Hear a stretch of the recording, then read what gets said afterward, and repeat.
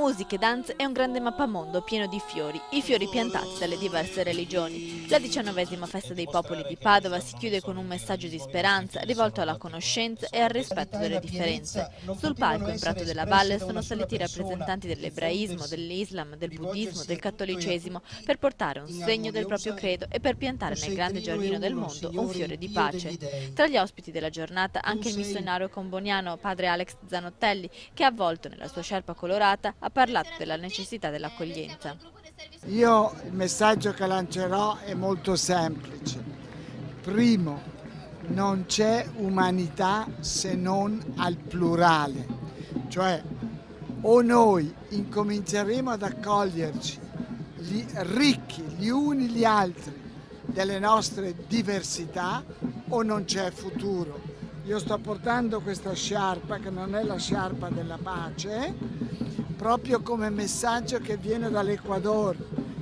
Prima della preghiera interreligiosa, padre Alex ha rivolto anche un monito al decreto legge sulla sicurezza. Cioè noi non possiamo avere una festa dei popoli in piazza accogliendoli quando abbiamo un pacchetto sicurezza con delle norme che io definisco razziste e da apartheid.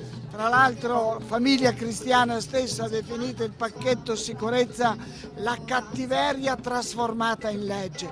Cioè dobbiamo smetterla di fare le schizofrenie, di avere belle feste, ma poi di non far passare questo in Parlamento e poi di non accogliere chi viene a noi. Io da un'inchiesta fatta da Repubblica sappiamo oggi che dal 2002 al 2008 sono morti nel Mediterraneo cercando di attraversarlo 40.000 persone. Per tutta la giornata la grande piazza padovana si è trasformata nella piazza del mondo con le musiche del Senegal, dei Balcani e i numerosi stand delle comunità moldave, ucraine, croate e del Sud America.